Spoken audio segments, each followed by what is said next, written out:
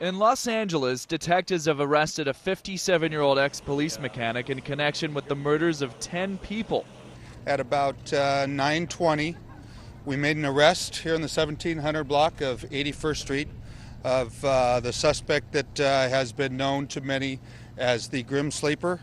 The suspect is Lonnie David Franklin. He's 57 years of age. That particular case was a watershed event in expanding the use of DNA. Before that, you needed to have a biological sample from a suspect and be able to compare it to somebody in a database to put it together. Because you're at a crime scene, a murder scene, and there's some blood or semen or what have you at the scene. You test it, get a DNA result, put it into this CODIS database, this national DNA database, and if somebody is in that database who had been convicted of a crime, you have a match. Here, there was never a match. And what the cops up in Northern California did, which was a first, was that they went to, I don't know how they got the idea, if the people who were doing genealogy went to the police or vice versa. But anyway, there was a connection. And they decided that it may be possible by looking at aspects of the DNA collected at the crime scene to look at portions of that DNA and compare it to a close relative of the individual.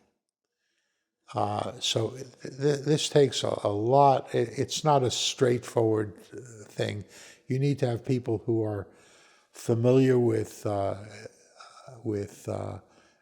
dealing with these relationships between generations of family members, these genealogists, and also have somebody there who was also familiar with the DNA. At the time, these were two very distinct areas, and this has since kind of begun to consolidate. And after doing a whole bunch of testing, they finally found an individual that had some features that was a close relationship to the suspect. The police began to do some old-fashioned police work, and they figured out that this particular individual could be the suspect in the case that they're looking for. And they started to follow him. And I guess they followed him to a coffee shop. I don't know if it was a Winchell's or a whatever. And he had a cup of coffee, and he threw the cup away when he finished with it. The police were right behind there. They fished it out, and they did typing on the cup, on the saliva on the cup from the individual, and bingo, it was him.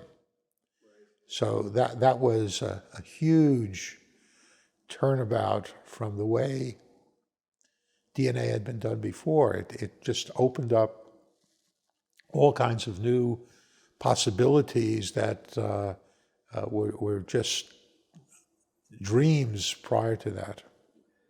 And yeah, now it's common practice to trail someone until they drop a piece of gum on the ground or a cup in a trash can. Right. And now it's common practice to go to the genealogy websites where people have uploaded their, to find Right. out what their, background is and all that, right? But it continues to be an issue of having Big Brother looking over your shoulder. There are lots of people in our community, and across the country for that matter, that worry about the government having that much information about your genetic profile. Right.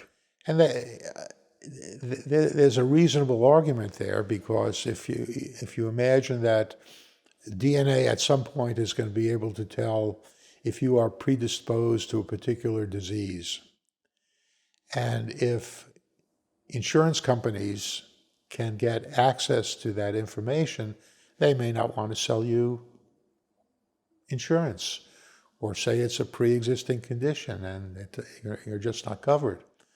So you just can't dismiss it out of hand to say that these people are just misguided.